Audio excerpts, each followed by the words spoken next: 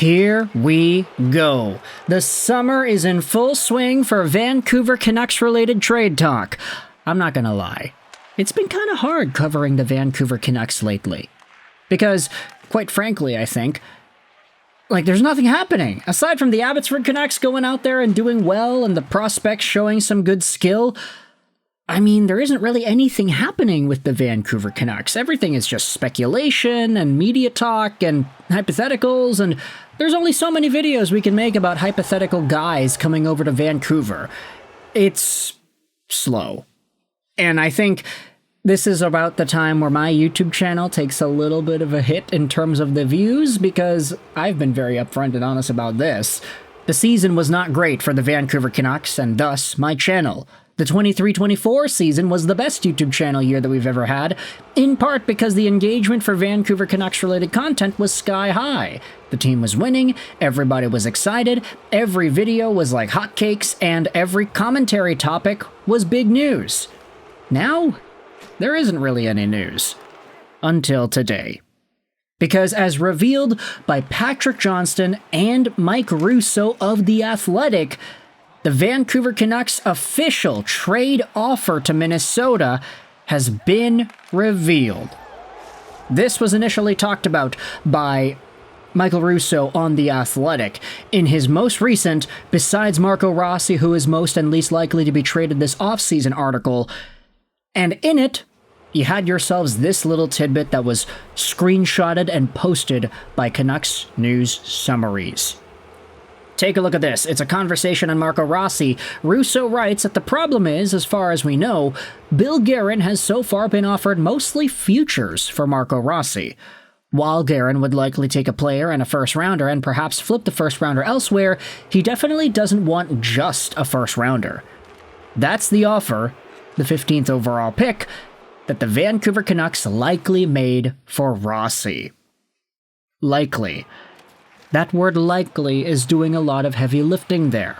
But with this idea being floated out there by Michael Russo, who of course is a writer in the Minnesota beat, it prompted a response from the folks here in Vancouver to get in with their sources and start asking around on this side of the NHL.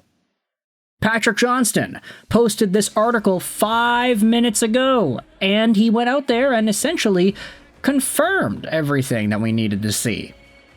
The Canucks talked trade for the Wild's Marco Rossi, but the Wild are obviously unimpressed with what Vancouver has tried to give them.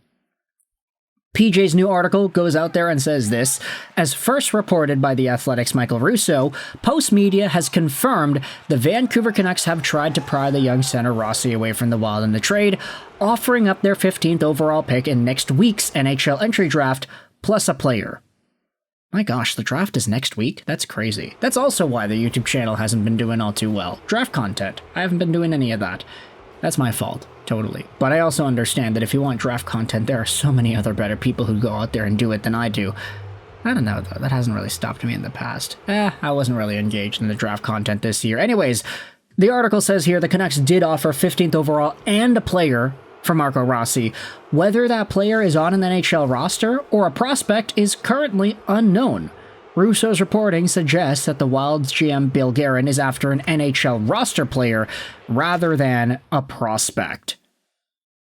And so now we have this reported trade package that has been sent Minnesota's way from Vancouver.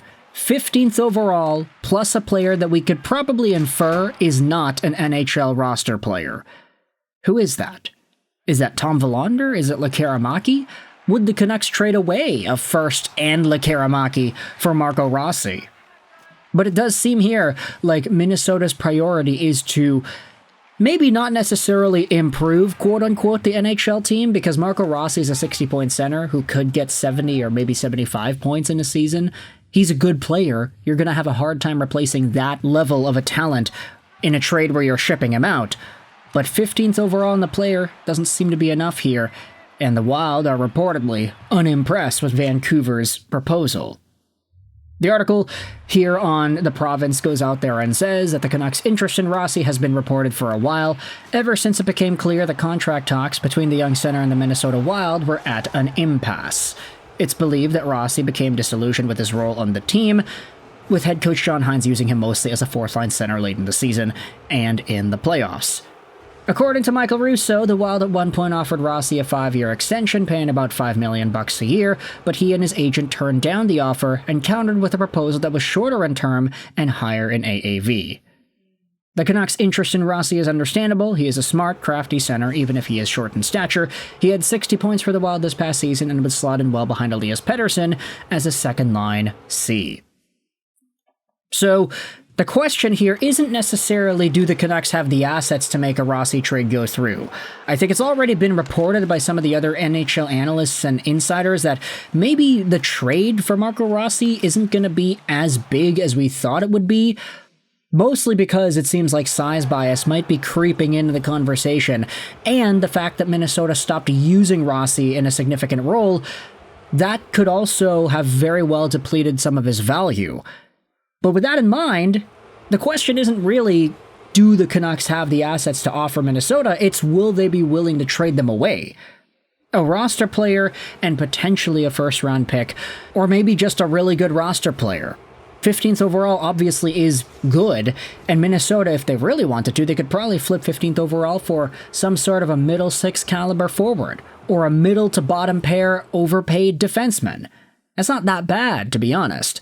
But Vancouver already offering up 15th and another player only to get smack dab rejected and have it now be reported by both the Vancouver and Minnesota beat reporters, it is interesting here. I want you to let me know your thoughts in the comment section below. What do you think about this entire update that Vancouver's rejected trade proposal has officially been revealed here?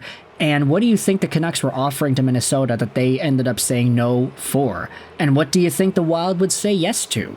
If you want to stick with that first-round pick, what kind of roster player do you think the Canucks should send over to Minnesota? If you want to talk about defensemen, okay, there are a number of good D-men in the Vancouver organization, and with the team also being involved in Bowen Byram, is there a Marcus Pettersson deal to be made? I guess it's probably not likely since they had just acquired him and signed him to an extension. You know they're not trading Elias Pettersson. Are they trading away Phil Hronek? Nah, they don't want to do that.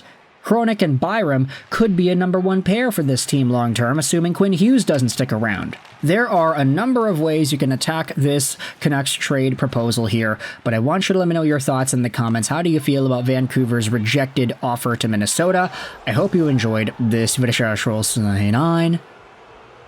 And bye.